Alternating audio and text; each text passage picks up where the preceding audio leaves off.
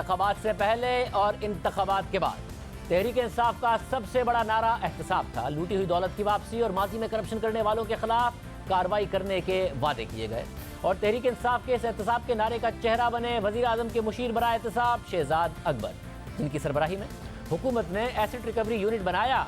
फिर उन्हें एहतसाब के साथ साथ मुशीर दाखिला का भी कलमदान दिया गया और फिर तकरीबन 3.5 साल में एहतसाब के अमल और दावों में बार बार नाकामी के बाद अब शहजाद अकबर ने अपने ओहदे से इस्तीफा दे दिया है। शहजाद अकबर ने आज ट्वीट किया कि मैंने वजीर आजम के मुशीर के ओहदे से इस्तीफा दे दिया है। मुझे उम्मीद है कि तहरीक इंसाफ के मंशूर के मुताबिक वजीर आजम इमरान खान की क़यादत में एहतसाब का अमल जारी रहेगा। जियो न्यूज़ के ज़राए के मुताबिक शहजाद अकबर के इस्तीफे की वजह वजीर आजम की नाराज़गी थी। कुछ दिन पहले वजीर आजम ने शहजाद अकबर से अदालतों में मुकदमात की तफसीलात मांगी। शहजाद अकबर ने जो तफसीलात वजीर आजम को दी वो नामुकम्मल थी। वजीर आजम को दी गई ब्रीफिंग और दस्तावेजात में वाज़ेह फ़र्क था। ज़राए के मुताबिक 2 दिन पहले वजीर आजम ने शहजाद अकबर पर इजहार नाराज़गी किया और आज वजीर आजम हाउस ने शहजाद अकबर से इस्तीफा देने का कहा था, मगर ये सब अचानक नहीं हुआ। मुसलसल ये खबरें सामने आ रही थीं कि वजीर आजम इमरान खान एहतसाब के अमल से खुश नहीं है, शहजाद अकबर की कारकर्दगी से खुश नहीं है और वो शहजाद अकबर को हटाना चाहते हैं। उन्होंने दीगर उम्मीदवारों के इंटरव्यू करना शुरू कर दिए हैं, मगर हस्बे रिवायत हुकूमती अराकीन इसकी तरदीद करते रहे। जब मीडिया पर शहजाद अकबर को हटाए जाने की खबर चली तो उसे जाली खबर कहते रहे। 19 जनवरी को वजीर आजम के मामले खुसूसी शहबाज गिल ने ट्वीट किया कि यह खबर दुरुस्त नहीं है। आज सुबह भी शहजाद अकबर साहिब की वजीर आजम से मुलाकात हुई है। हाँ, ये दुरुस्त है कि शहजाद अकबर की कारकर्दगी से शरीफ फैमिली बिल्कुल खुश नहीं है और अफवाह साजी करने में मसरूफ है। और फिर शहबाज गिल के इस ट्वीट पर शहजाद अकबर ने भी रद्दमल दिया और लिखा कि जी गिल साहिब, लगता है नवाज शरीफ के पुराने और नए नमकख्वार मिलके बेपर की उड़ा रहे हैं। कोई रहे ना रहे, एहतसाब तो रहेगा। हुकूमती वज़रा तरदीद करते रहे, मीडिया की खबरों को गलत कहते रहे, मगर आज 5 दिन के बाद खबर दुरुस्त साबित हुई है और शहजाद अकबर ने इस्तीफा दे दिया है। मगर हमारे ज़राए के मुताबिक वज़ीर आज़म इमरान खान की नाराज़गी की एक बड़ी वजह, बहुत बड़ी वजह, लंदन की अदालत में हुकूमती मौक़िफ़ की शिकस्त बनी। दिसंबर 2019 में नेशनल क्राइम एजेंसी एक केस लेकर बरतानवी अदालत गई और एजेंसी ने शहबाज शरीफ और सुलेमान शहबाज के अकाउंट्स मुंजमद करने और उन अकाउंट्स की तहकीकात से मुताल्लिक इजाज़त तलब की और फिर बरतानवी अदालत की इजाज़त पर 2019 में सुलेमान शहबाज और शहबाज शरीफ के अकाउंट्स को फ्रीज कर दिया गया और फिर दोनों के अकाउंट से मुताल्लिक फॉरेंसिक तहकीकात की गई और फिर 10 दिसंबर 2021 को नेशनल क्राइम एजेंसी ने बरतानवी अदालत में दरख्वास्त दायर की और अदालत को बताया कि इदारे की तहकीकात मुकम्मल हो गई हैं और तफ्तीशकारों को शहबाज शरीफ और सुलेमान शहबाज के अकाउंट से पाकिस्तान से बरतानिया और बरतानिया से पाकिस्तान होने वाली ट्रांजैक्शंस में मनी लॉन्ड्रिंग, फ्रॉड या दीगर बेज़ाब्तियों के कोई सबूत नहीं मिले, जिसके बाद बरतानवी अदालत ने शहबाज शरीफ और सुलेमान शहबाज के मुंजमद अकाउंट्स को बहाल कर दिया था। यानी एनसीए ने सितंबर 2021 में शहबाज शरीफ खानदान के खिलाफ ये केस खत्म कर दिया था, मगर इस केस को बनाने के लिए एनसीए मुसलसल पाकिस्तानी हुक्काम के साथ राब्ते में रही। शहजाद अकबर के एसेट रिकवरी यूनिट का इसमें बड़ा किरदार रहा। 28 सितंबर 2021 को शाया होने वाली मुर्तज़ा अली शाह की खबर के मुताबिक शहबाज शरीफ और सुलेमान शहबाज के केस की तहकीकात से मुताल्लिक 9 दिसंबर 2019 को एनसीए के एक सीनियर डायरेक्टर की डीजी नैब लाहौर शहजाद सलीम से लंदन में मुलाकात हुई और शहजाद सलीम ने बरतानवी हुक्काम को आगाह किया कि शरीफ खानदान किस तरह मनी लॉन्ड्रिंग में मुलविस है। और फिर 11 दिसंबर 2019 को यानी शहजाद सलीम की मुलाकात के एक दिन बाद शहजाद अकबर के एसेट रिकवरी यूनिट ने एनसीए को एक खत लिखकर बरतानवी हुक्काम को आगाह किया कि किस तरह शहबाज शरीफ और सुलेमान शहबाज से मुताल्लिक तहकीकात हो सकती हैं और उनके खिलाफ क्या एक्शन लिया जा सकता है। साथ ही शहजाद अकबर के एसेट रिकवरी यूनिट ने दोनों रहनुमाओं पर पाकिस्तान से बैरून मुमालिक मनी लॉन्ड्रिंग का इल्ज़ाम लगाया और एसेट रिकवरी यूनिट के खत के 5 दिन बाद एनसीए ने बरतानवी अदालत से शहबाज शरीफ और सुलेमान शहबाज के अकाउंट्स फ्रीज करने की दरख्वास्त कर दी और फिर बरतानवी हुक्काम की तरफ से तकरीबन 17 माह तक एक तवील तहकीकात की गई, जिसके बाद एनसीए इस नतीजे पर पहुंची कि उन्हें मनी लॉन्ड्रिंग के कोई सबूत नहीं मिले। और इस केस में नाकामी वज़ीर आज़म के गुस्से की बड़ी वजह बनी, क्योंकि हुकूमत दावा करती थी कि पाकिस्तानी अदालतें तो फैसला करने में ताख़ीर कर रही हैं, बरतानिया की अदालत से फैसला आएगा और हुकूमत के एहतसाब के बयानी को फ़ायदा होगा, मगर ऐसा नहीं हुआ और फैसला उल्टा शरीफ खानदान के हक में आ गया। हालांकि जब एक केस में पाकिस्तान में 190 मिलियन पाउंड यानी तकरीबन उस वक्त के 38 अरब रुपए एनसीए के जरिए पाकिस्तान वापस लाए गए तो हमने शहजाद अकबर से पूछा था कि वज़ीर आज़म के इल्ज़ाम के मुताबिक नवाज शरीफ के 300 अरब रुपए, शहबाज शरीफ के 85 अरब रुपए क्यों वापस नहीं लाए जाते। तो देखिए उन्होंने क्या जवाब दिया। हेवन फील्ड में तो ये रहते हैं, अभी नवाज शरीफ साहब भी वहीं जाके रह रहे हैं, उसके ऊपर तो पाकिस्तान की कोर्ट का एक फैसला भी है। कम से कम आप उस पर नहीं कह सकते एनसीए को कि भाई आप देखें कि ये जब हसन नवाज ने खरीदा ये अपनी वेल्थ को एक्सप्लेन कर सकते हैं या नहीं कर सकते। उनके ऊपर इतना कुछ पाकिस्तान में हो रहा है, वहां क्यों नहीं लिख देते उनको? आपका टाइम भी बच जाएगा, पाकिस्तान भी आगे बढ़ेगा, पैसे भी वापस आ जाएंगे, क्योंकि आपने कहा आज के मैं तो चाहता हूँ बस पैसे वापस आए। आपको किसने कह दिया कि हम ये परसू नहीं कर रहे? अगर परसू कर रहे हैं, नहीं, मगर एक सवाल है के ऊपर, मेरा मगर सवाल है सिर्फ इस पे, अगर आप परसू कर रहे हैं तो एक साल के अंदर अंदर 190 मिलियन पाउंड का मसला हल हो गया, 4 महीने के अंदर अंदर फ्रीज से सेटलमेंट का मसला और पाकिस्तान को पैसे मिलने का हल हो गया, ये हसन नवाज का क्यों नहीं कर पा रहे हैं आप? इसमें सिर्फ हसन नवाज की बात नहीं है, मुख्तलिफ केसेस हैं, जैसे मैंने शाहजेब अर्ज किया। आप मुझे इंस्टिगेट करते रहेंगे, मैंने अपना मैं आप यकीन कीजिए मैं आपको इंस्टिगेट नहीं कर रहा। इमरान खान साहब ने 300 अरब रुपए का हसन और हुसैन नवाज पर लगाया था और 85 अरब रुपए का शहबाज शरीफ पर लगाया था। कम से कम आपने ये लिखा है कि भाई ये इनके नाम है, ये इनके पासपोर्ट नंबर हैं, जरा देख के बता दीजिए कि इनके बैंक अकाउंट्स में कितने बरतानिया में पैसे हैं और इनके नाम पर कितनी प्रॉपर्टीज हैं, इतना भी नहीं बता रहे। ये सारी चीजें हम परसू कर रहे हैं, सारे के सारे एब्सकॉन्डर हैं, इश्तिहारी मुल्जमान हैं, ये तो पूरा खानवादा वहाँ पे है। तो आपको क्यों लगता है कि हमने ये चीज़ नहीं लिखी? इंशाल्लाह आने वाले दिनों में मज़ीद अच्छी खबरें आएंगी। किसी स्पेसिफिक केस की बात नहीं है, एक रिकवरी, एक रिटर्न, रिपैट्रिएशन ऑफ फंड हुआ है, इसके बाद आगे भी होगा और आगे भी हम इस तरह के आउट ऑफ कोर्ट सेटलमेंट भी कर सकते हैं। मगर कुछ नहीं हुआ, अच्छी खबरें नहीं आई। जो अकाउंट्स फ्रीज कराए गए थे उनका फैसला भी बरतानिया में शरीफ खानदान के हक में आ गया और अब 3.5 साल बाद खुद वफाकी वज़रा ये बात तस्लीम कर रहे हैं कि एहतसाब का अमल नाकाम हो रहा है। वज़ीर एहतिसाब फवाद चौधरी ने कहा कि वज़ीर आज़म एहतसाब के अमल से खुश नहीं है। 3.5 साल बाद भी लूटा हुआ पैसा वापस नहीं आया है। वज़ीर आज़म एहतसाब के अमल से तो बहरहाल खुश नहीं है, इसमें तो कोई दो राय नहीं है और वो इसका इजहार पब्लिकली कर चुके हैं। जिस तरह से पाकिस्तान तरीके इंसाफ के लोग, पाकिस्तान के अवाम समझते हैं कि एहतसाब से का नतीजा ये होना चाहिए कि जो लूटा हुआ पैसा है वो पाकिस्तान वापस आए, और 3.5 साल में वो पैसा वापस नहीं आया। मगर सवाल यह है कि शहजाद अकबर की नाकामी इसलिए हुई कि जो करप्शन के बड़े बड़े दावे वज़ीर आज़म ने खुद किए और शहजाद अकबर से भी कराए वो महज मीडिया की हद तक थे और उसके उतने बड़े सबूत मौजूद नहीं थे, क्योंकि हुकूमत में आने से पहले और फिर हुकूमत में आने के बाद तहरीक इंसाफ ने बार बार वादा किया कि वो लूटी हुई दौलत वापस लेकर आएंगे। वज़ीर आज़म बार बार वादा करते रहे। इमरान खान जिस दिन वज़ीर आज़म बने उस दिन भी उन्होंने कहा कि वो बैरून मुल्क से पाकिस्तानियों का पैसा वापस लाएंगे। मेरा वादा है अपनी कौम से कि जो पैसा इस मुल्क का लूट के ये बाहर लेके गए हैं वो पैसा वापस लेके आएंगे इंशाअल्लाह पाकिस्तान। इसके बाद भी इमरान खान ने वज़ीर आज़म मुंतखब होने के बाद कौम से खिताब करते हुए एक बार फिर बैरून मुल्क से पैसों की वापसी की बात की और टास्क फोर्स कायम करने का ऐलान किया। हम एक टास्क फोर्स बना रहे हैं, जो पाकिस्तान के पैसे चोरी होकर बाहर गए हैं मुल्क से, हमने पूरी एक हाई पावर टास्क फोर्स बनानी है। हमने ये पैसा वापस लेके आना है पाकिस्तान में। और फिर सितंबर 2018 में हुकूमत ने बैरून मुल्क से लूटी हुई दौलत वापस लाने के लिए एसिड रिकवरी यूनिट के क़याम का ऐलान कर दिया और फिर शहजाद अकबर ने दावा किया कि 100 अफराद को टारगेट किया जाएगा।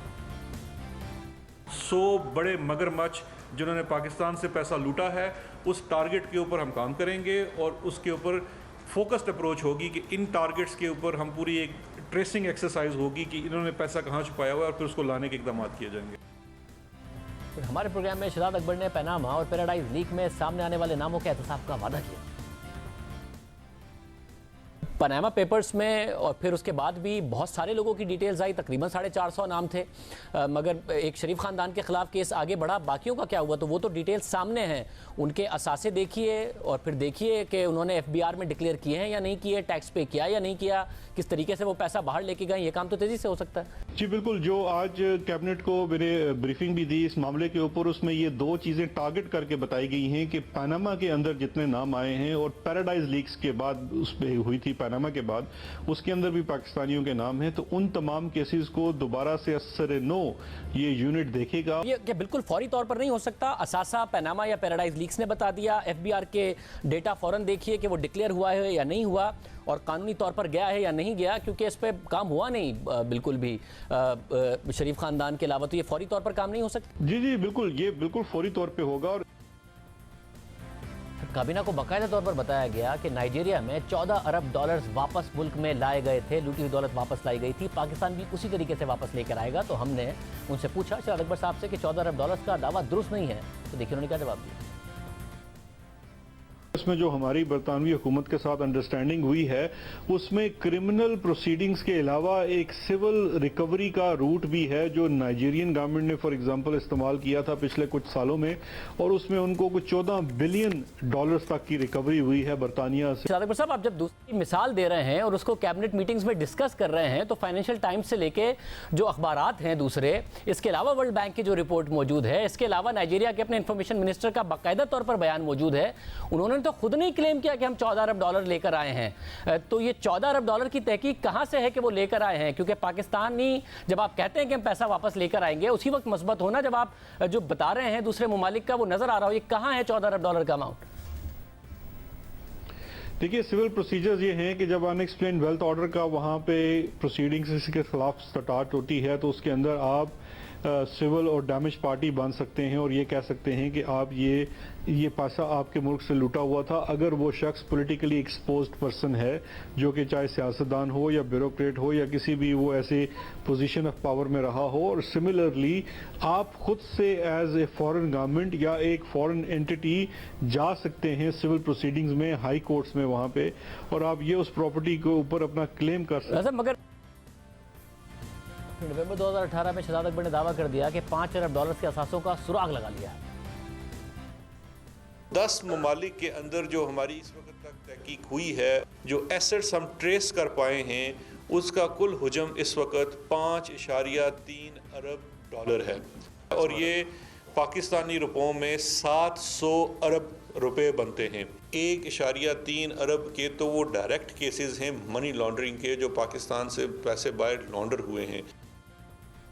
हुकूमत की तरफ से बार बार नए दावे किए जा रहे थे, तो हमने शहजाद अकबर साहब से इस दावे पर अपने प्रोग्राम में पूछा कि जिन अफराद के ये 5 अरब डॉलर के असासे हैं उनकी शनाख्त हो गई है, तो उन्होंने कहा कि इस हवाले से उनके पास तफसीलात हैं। ये पैसा वापस लाया जा सकता है या इंडिविजुअल्स आपने आइडेंटिफाई कर लिए हैं कि ये 5 अरब डॉलर किस किस के हैं और किस तरीके से अब उन्हें पकड़ा जा सकता है, आइडेंटिफाई किया जा सकता है, या पैसा वापस लाया जा सकता है, पेनल्टीज मिल सकती हैं उनसे? जी बिल्कुल शाहजेब, ये आइडेंटिफाइड अमाउंट है। ये हमने अमाउंट, इसमें काफ़ी ज़्यादा जो प्रॉपर्टीज़ हैं, एसेट्स हैं, उनकी तमाम डिटेल हमारी अथॉरिटीज़ के पास आ चुकी हैं। किसकी हैं, किस जुरिस्डिक्शंस के अंदर हैं, उनका इस वक्त स्टेटस क्या है, वो तमाम डिटेल है, और उसी को सामने रख के ये बताया गया है, और उनको वापस लाने के लिए भी एक क्लियर प्लान है। इन अफराद का क्या हुआ अब तक पता नहीं चल सका। पनामा में 450 अफराद का नाम आया, नवाज शरीफ के खिलाफ कार्रवाई हुई, बाकी किसी के खिलाफ कुछ नहीं हुआ। फिर पेंडोरा पेपर्स आया, खुद वज़ीर आज़म की काबीना के अरकान के नाम आए, फिर तहकीकात का ऐलान हुआ। 3.5 महीने हो गए हैं, अब तक उसका भी कुछ नहीं पता चला। खुद वज़ीर आज़म इमरान खान ने 3 दिसंबर 2018 को मुख्तलिफ टीवी चैनल्स के एंकर्स को इंटरव्यू देते हुए दावा किया था कि उनकी हुकूमत ने 26 ममालिक से मुआहदे कर लिए हैं, जिसके बाद इन ममालिक से पाकिस्तानियों की तफसीलात सामने आ रही हैं। और अब तक जो मालूमात सामने आई हैं उसके मुताबिक इन 26 ममालिक में 11 अरब डॉलर्स का सुराग मिला है। 26 मुल्कों से जो अब तक डेटा आया, और अभी डेटा खुलता जा रहा है, आप हैरान होंगे कि 26 मुल्कों से जो अब तक पाकिस्तानियों के बैंक अकाउंट्स आए हैं वो 11 अरब डॉलर हैं। 11 अरब डॉलर। हम यहाँ 4-4, 5-5 अरब डॉलर के भी दुनिया के चक्कर लगा रहे हैं। 11 अरब डॉलर पाकिस्तानी शहरियों के। मगर इन 11 अरब डॉलर्स का भी कुछ नहीं किया गया, कोई पेशरफ नहीं हुई। और हकीकत यही है कि जिस दौलत के बारे में तहरीक इंसाफ दावा करती रही है कि उसे लूट कर मुल्क से बाहर ले जाया गया है, वो दावे धरे के धरे रह गए हैं। वज़ीर आज़म ने माजी में कर्ज लेने पर भी कमीशन बना दिया था और उसका भी आज तक फैसला नहीं आया। मैं अब इनसे जवाब मांगने लगा हूं। अब मैंने इनके पीछे जाना है। मैं अपने नीचे एक हाई पावर्ड एक कमीशन बनाने लगा हूं, एक इंक्वायरी कमीशन, जिसका एक 1 पॉइंट एजेंडा है। 10 सालों में इन्होंने इस मुल्क के ऊपर 24,000 अरब रुपया कर्जा कैसे चढ़ाया। जो इक़्तिदार में होंगे, ये मेरी कमीशन इनको पूरी तरह इन्वेस्टिगेट करेगी। और तहरीक इंसाफ पर ही इल्ज़ाम है कि उसने गुज़िश्ता हुकूमतों से ज़्यादा कर्ज में इजाफा कर दिया है। और फिर नौबत यहाँ तक आ गई है कि अदालतों ने अपने फैसलों में एहतसाब के नाम पर पॉलिटिकल इंजीनियरिंग की बात की। खुद साबिक चीफ जस्टिस आज़िज़ सईद खोसा ने 11 सितंबर 2019 को कहा कि हम बतौर इदारा इस तासुर को बहुत खतरनाक समझते हैं कि मुल्क में जारी एहतसाब सियासी इंजीनियरिंग है और इस तासुर के खात्मे के लिए फौरी इक़दाम की ज़रूरत है ताकि ये अमल अपनी साख ना खोए। इसी तरह सुप्रीम कोर्ट ने ख्वाजा साद रफ़ीक के केस में यकतरफा एहतसाब की बात की और लिखा कि बड़े पैमाने पर यह तासुर है कि जो ताकत में होते हैं वो नैब को एक टूल के तौर पर जुल्म और सियासी मुखालफिन से इंतकाम लेने के लिए इस्तेमाल करते हैं। मुतवातिर तौर पर यह इल्ज़ाम लगा है कि नैब को वाज़ेह तौर पर सियासी इंजीनियरिंग के लिए इस्तेमाल किया गया है। नैब का इम्तियाजी सलूक उसके अपने इमेज को मुतासिर कर रहा है और इदारे की साख और उसकी गैर जानिबदारी पर से लोगों का एतमाद मुतासिर हुआ है। इसके साथ ही नैब ने वज़ीर आज़म का हेलीकॉप्टर केस बंद कर दिया। बड़े बड़े दावे करने के बाद बालम जब्बा केस बंद कर दिया। हुकूमती इत्तेहादी चौधरी बिरादरान के केसेस भी बड़े बड़े दावे करने के बाद बंद कर दिए गए। आटा, चीनी, LNG बहरान पर नैब ने कुछ नहीं किया। जहां नोटिस लिया वहां भी बात नोटिस तक महदूद रह गई। मगर अहम बात यह है कि तहरीक इंसाफ के एहतसाब के नारे की नाकामी सिर्फ नैब की हद तक नहीं है, सिर्फ शहजाद अकबर के एसेट रिकवरी यूनिट की हद तक नहीं है। 2013 में जब तहरीक इंसाफ की पहली दफ़ा खैबर पख्तूनख्वा में हुकूमत आई तो एहतसाब के लिए एहतसाब कमीशन कायम किया गया और दावा किया गया कि असल एहतसाब तो अब एहतसाब कमीशन करेगा और तहरीक इंसाफ साबित करेगी कि एहतसाब होता कैसे है। मगर जब एहतसाब कमीशन ने उस वक्त के वज़ीर आला परवेज़ खटक के खिलाफ तहकीकात शुरू की तो उस कमीशन के अख्तियारात कम कर दिए गए। फिर DG एहतसाब कमीशन हामिद अली खान ने न सिर्फ इस्तीफ़ा दिया बल्कि वज़ीर आला खैबर पख्तूनख्वा परवेज़ खटक के दफ्तर के करप्शन में मुलविस होने के इल्ज़ाम लगाए। माइंस का एक केस है जो कि रेफरेंस की शेप में तकरीबन तैयार है। वो हमारे अकाउंटेबिलिटी अदालत जो है एहतसाब अदालत उसमें पेश हो जाएगा। उसमें उनकी तरफ ज़रूर रेफरेंस है चीफ मिनिस्टर की तरफ जी, यानी वो भी उसमें शरीक मुल्ज़िम हो सकते हैं माइंस केस में जो ज़ियाउल्लाह वाला है। शरीक मुल्ज़िम कह लें या अपने दफ्तर का इस्तेमाल किया गया हो। मगर इमरान खान अपने ही पसंदीदा DG एहतसाब कमीशन के साथ नहीं खड़े हुए बल्कि तहरीक इंसाफ के चेयरमैन अपनी पार्टी के वज़ीर आला खैबर पख्तूनख्वा के साथ खड़े हो गए और फिर दिसंबर 2018 में खैबर पख्तूनख्वा हुकूमत ने इस एहतसाब कमीशन को ही ख़त्म कर दिया और उस पर खर्च किए गए 600 मिलियन यानी 60 करोड़ रुपए ज़ाया हो गए। और हमारे प्रोग्राम में सूबाई वज़ीर शौकत यूसुफ़ज़ई ने मौका अख्तियार किया कि अच्छा हुआ एहतसाब कमीशन ख़त्म कर दिया। जिन खान बात कर रहे हैं उन खान साहब की अगर माजी करीब की सारी तारीख देखें तो बड़े बड़े केसेस, इतने बड़े बड़े मामलात आए हैं उस पर वो खामोश हैं, अपने साथियों के केसेस पर खामोश हैं, खैबर पख्तूनख्वा के हवाले से खामोश हैं, पेशावर मेट्रो पर वो खामोश हैं। दूसरा, जब एहतसाब कमीशन आपने बनाया उन्होंने आवाज़ उठाई उसके सरबराह ने तो एहतसाब कमीशन भी बंद हो गया, सरबराह को भी जाना पड़ा। तो जिन खान साहब को जानते हैं उनकी रिवायत तो ये है, तो उस रिवायत को देखते हुए वो चेयरमैन नैब के खिलाफ क्या करेंगे कि वो एहतसाब कमीशन जो बड़ी उम्मीदों से कायम किया गया था वो किसी काम का नहीं था और मेरे ख्याल से ये अच्छा फैसला था कि उसको ख़त्म किया गया। आपने कहा कि वो एहतसाब कमीशन किसी काम का नहीं था, अच्छा वो बंद हो गया।